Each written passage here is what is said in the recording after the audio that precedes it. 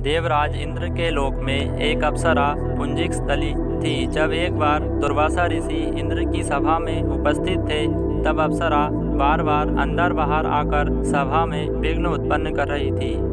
इससे दुर्वासा ऋषि क्रोधित हो गए और उन्होंने अप्सरा को वानरी हो जाने का श्राप दे दिया। इसके बाद अप्सरा ने ऋषि से श्राप वापस लेने के लिए बहुत प्रार्थना की। तब ऋषि ने उन्हें इच्छानुसार रूप धारण करने का वरदान दिया। कुछ वर्षों बाद अप्सरा पुंजिक स्थली ने वानर श्रेष्ठ वृक्ष के यहाँ वानरी रूप में जन्म लिया। उनका नाम अंजनी रखा गया। विवाह योग्य होने पर पिता ने अपनी पुत्री अंजनी का विवाह महान पराक्रमी कपि शिरोमणि वानरराज केसरी से कर दिया। बहुत समय तक जब अंजनी माँ को संतान नहीं हुई, तब उन्होंने शिवजी को प्रसन्न करने के लिए कठिन तप किया। फिर एक बार वानरराज केसरी प्रभास तीर्थ के निकट थे। उन्होंने देखा कि वहाँ बहुत से साधु ध्यान लगाकर पूजा अर्चना कर रहे हैं। तभी एक विशाल हाथी आया और उसने ऋषियों को मारना प्रारंभ कर दिया। वहीं ऋषि भरद्वाज अपने आसन पर ध्यान लगाकर बैठे थे। वह हाथी उनकी ओर बढ़ रहा था। तभी वानरराज केसरी ने बलपूर्वक हाथी के दांतों को पकड़कर उसे मार डाला। तब सब ऋषियों ने प्रसन्न होकर वानरराज केसरी को वरदान मांगने को कहा। तब उन्होंने इच्छानुसार रूप धारण करने वाला पवन के समान तेज तथा रुद्र के समान पुत्र प्राप्त करने का वरदान मांगा। सभी ऋषि उन्हें यह वरदान देकर वहां से चले गए।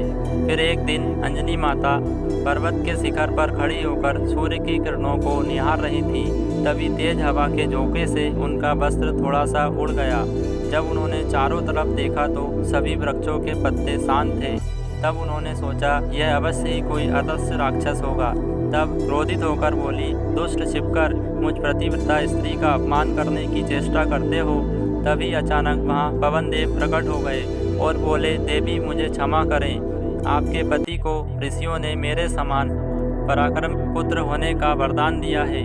ऋषियों के वचन और भगवान शिव की आज्ञा से मैंने आपको स्पर्श किया, जिससे आप एक महान तेजस्वी पुत्र को जन्म दोगी। उन्होंने कहा, भगवान शिव के अंश रुद्र मेरे स्पर्श से आपके गर्भ में प्रविष्ट हुए हैं और वही आपके पुत्र के रूप में जन्म लेंगे। इसके बाद शास्त्रों की गणना के अनुसार हनुमान जी का जन्म आज से 58,112 वर्ष पहले त्रेता युग में चैत्र पूर्णिमा मंगलवार के दिन चित्रा नक्षत्र व मेष लग्न के योग में सुबह 6:03 पर भारत देश के झारखंड राज्य के गुमला जिले में हुआ था। आपसे निवेदन है दोस्तों, कृपया हमारी चैनल को सब्सक्राइब कीजिए एवं वीडियो को लाइक कीजिए। हनुमान जी भगवान शिव के 11वें रुद्र अवतार हैं, जो सबसे बलशाली और बुद्धिमान हैं।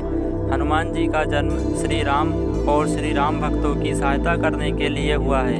इस संपूर्ण कलयुग में हनुमान जी उपस्थित रहकर श्री राम भक्तों की सहायता अवश्य करते हैं। जो सच्चे मन, क्रम और वचन से श्री राम जी का भक्त है, स्वयं हनुमान जी की कृपा उस पर हमेशा बनी रहती है।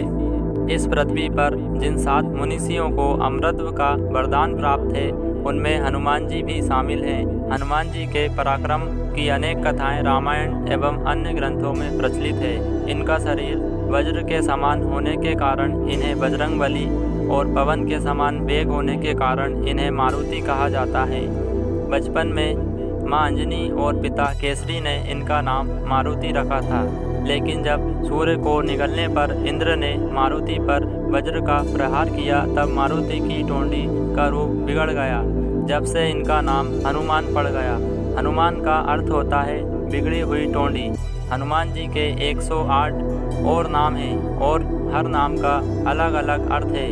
इनके 108 नामों का जप करने से समस्त दुख रोगों का नाश हो जाता है। कहते हैं कि हनुमान जी आज भी अयोध्या में श्री राम नवमी पर सरयू नदी के किनारे साधु का वेश धारण कर ब्राह्मणों को भोजन कराने आते हैं।